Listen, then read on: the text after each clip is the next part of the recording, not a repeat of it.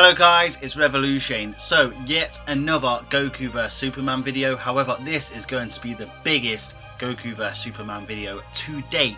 We are going to see by far the most powerful version of Superman, the Thought Robot Cosmic Armour Superman, take on a version of Goku that is far beyond anything you have seen in Dragon Ball Z, GT, Super, Heroes, and even the games. Now this version of Goku is a fusion, however, so is Cosmic Armour Superman. Cosmic Armour Superman is ultimately Superman and Ultraman put inside a thought robot, or should I say simply their consciousness, put inside a higher dimensional machine of the monitors. Well, this fusion that is often referred to as God Fusion Goku is Goku using Metal Fusion to fuse with you, a member of the audience, to defeat the powerful God Broly. To those of you wondering, where the hell does God Fusion Goku come from? Well, he appears in a movie attraction called Dragon Ball Z, the real 4D movie in Universal Studios Japan. This is the second feature there. So who will win at the most powerful version of Superman, and in all honesty, the most powerful version of Goku? That's what we're going to discuss, but before we start, a quick question. How powerful would a Thought Robot Goku be? Ultimately, as I've just mentioned, Thought Robot Superman, Cosmic Armour Superman is simply Superman's consciousness put into a higher dimensional machine. What if the monitors gained Goku's consciousness and inserted it into this machine? How powerful would he be? Drop your thoughts down in the comments section. I look forward to reading them.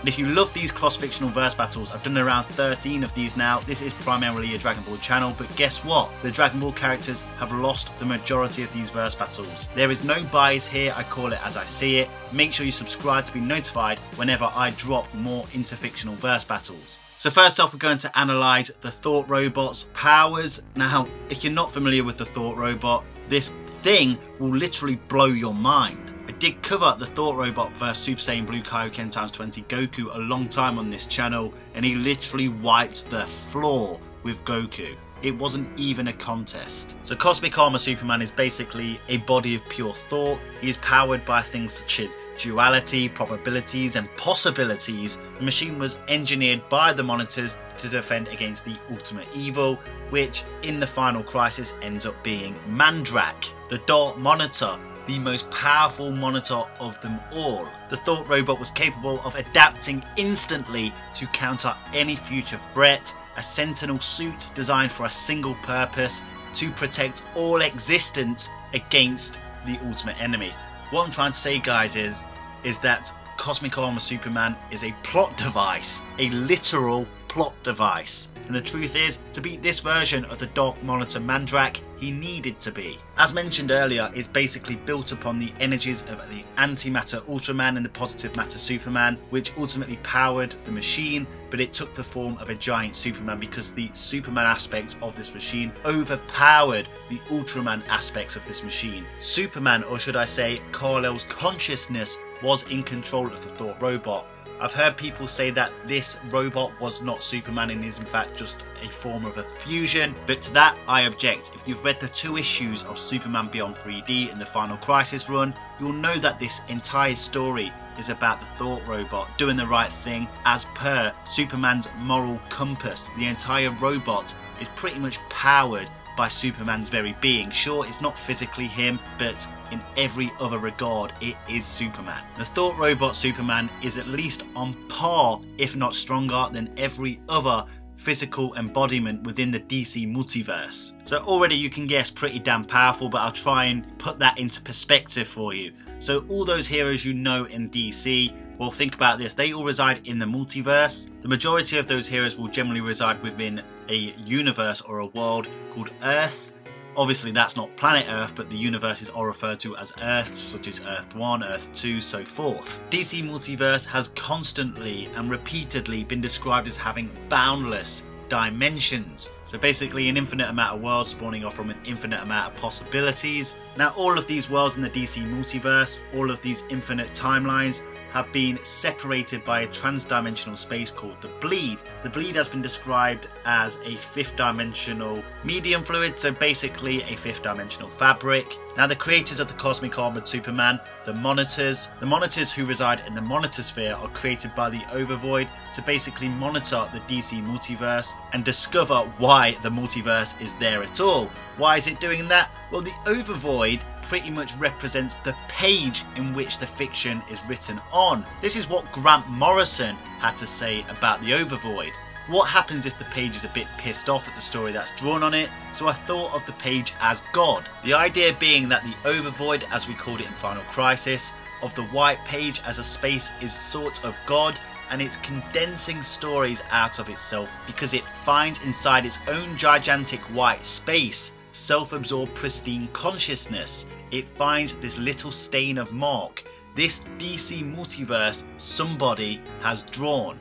And it starts investigating, and it's just shocked with what it sees, with all the crazy activity and signifying going on in there. It then tries to protect itself from the seething contact with story and imagines a race of beings, angels or monitors, another word for angel of course, to function as an interface between its giant eternal magnificence and this tiny weird crawling anthill of life and significance that is the DC multiverse. So basically, on this big white page called the Overvoid, the entire DC multiverse is essentially a ink drop, a dot. So the purpose of the Monitors is to examine all existence, all reality, all of the DC omniverse, I guess you could say, from outside of the entire reality itself. This page is aware of itself and the dot that is the multiverse. The Monitors are basically serving as doctors or surgeons, trying to find out what exactly the problem is and why this dot is there.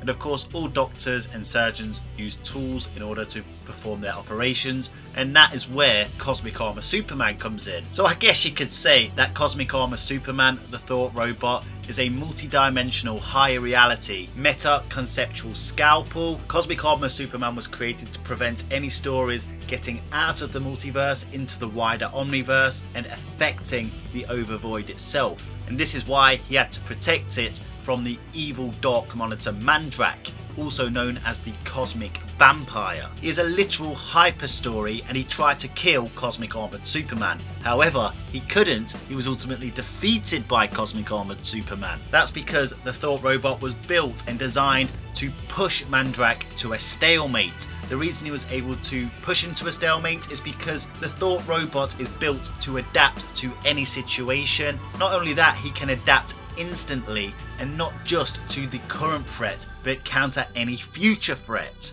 Grant Morrison has literally described this version of the Dark Monitor Mandrak to be an equivalent to an editor of DC Comics. The reason Mandrak is called the Cosmic Vampire is because he has sucked the life out of every character and every story in the DC multiverse.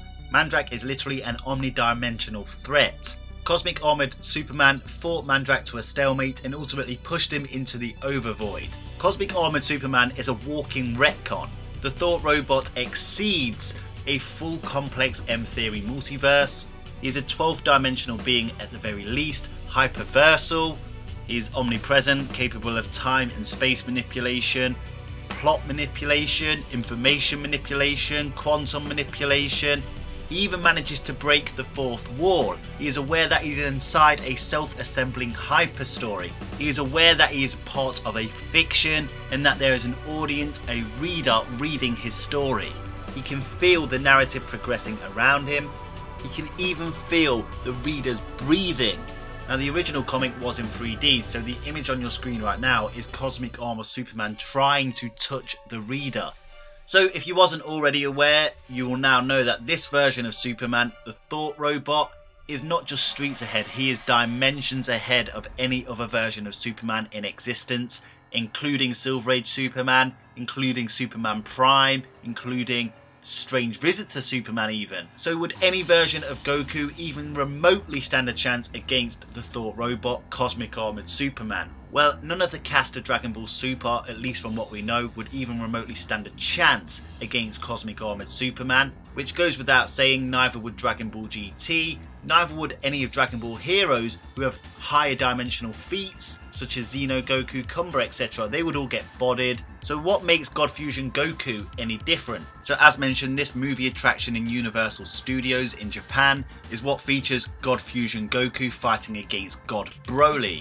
A fan name that has been given to this Goku is Yuku, because ultimately this version of Goku fuses with you. Now this attraction is actually the second of these attractions, and it is actually following on from Dragon Ball Z, the real 4D, which also took place at Universal Studios, but in 2016. It featured a recreation of Super Saiyan Goku vs Frieza. So these 4D attractions are starting to build up a storyline of their own, and in this particular one you see Super Saiyan Goku vs Frieza.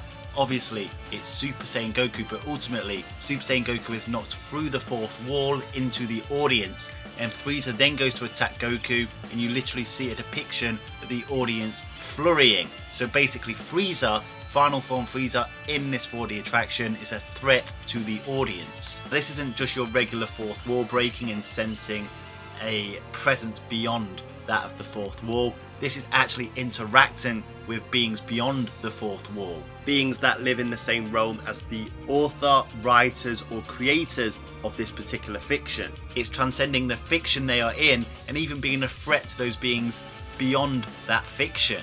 However, in the latest movie attraction, it features battles between Goku vs Vegeta and Goku vs God Broly. We even see Super Saiyan Blue Goku and Vegeta taking on God Broly. So obviously they've come a long way since that previous ride. They are far more powerful than the regular Super Saiyan Goku. That was featured in the first Universal Studios attraction against Final Form Frieza. It goes without saying, Super Saiyan Blue is a lot more powerful than regular Super Saiyan. But in this attraction, in this storyline, Super Saiyan Blue Goku is getting absolutely smoked by God Broly. This version of Goku, who is far more powerful than the previous version of Goku against Final Form Frieza, who was a threat to the audience, is getting smacked around. Ultimately what happens is Shenron appears and a wish is made, and then Goku uses Metamaran Fusion to fuse with the audience. To make it crystal clear, he does not fuse with Vegeta in this instance, as Vegeta is knocked out cold, protecting Bulma.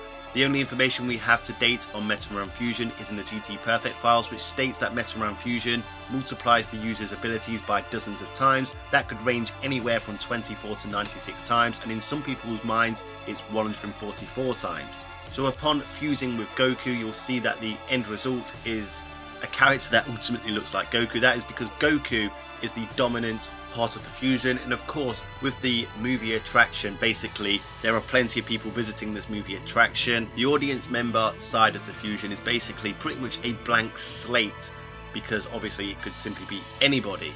For example, if he fuses with Chuck Norris, he is simply going to be unbeatable. All jokes aside, ultimately what happens is you basically use a Kamehameha and one shot God Broly. Of course the question is a movie attraction truly canon to Dragon Ball? Well, the truth is there is no canon of Dragon Ball. If it's been licensed by Shueisha Studios, who own Dragon Ball alongside Akira Toriyama, then it's legitimate Dragon Ball content. This movie attraction has been made in association with Shueisha Studios and Toei Animation, who produced the anime. Does this mean it's canon to the anime of Dragon Ball Super? Absolutely not.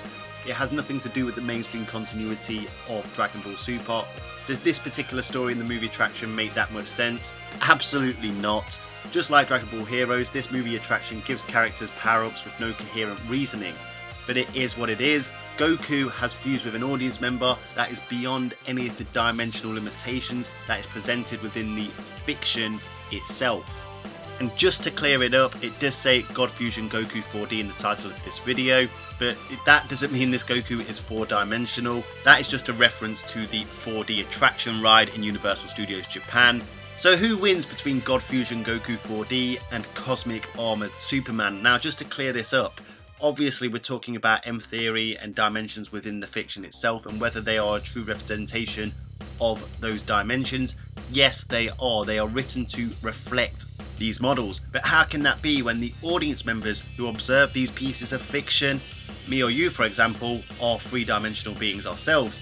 Well, I'd just like to take you back to the time the fifth dimensional imps, Mr. Mixier's Pitalik and the Batmite, appeared in the real world, where basically the writers of the DC comics they basically couldn't handle it, despite being fifth dimensional imps, being technically above what we are as three-dimensional beings. In their multiverse they are fifth dimensional imps, but of course we as an audience member, as real people, are beyond that fiction and everything it encapsulates. In fact, do this. Imagine that you are part of a fiction and that there is somebody somewhere in a higher realm watching down on you as if you are part of a story. Well, that's fiction for you. Obviously, what the writer intends in his fiction goes. If he wants it to be a full multiverse, then it will be a full multiverse. However, there is only one winner in this verse battle, simply because one of these characters can at least sense the audience member and a potential world above, whereas the other one has fused with the audience member and through fusion has made that audience member stronger.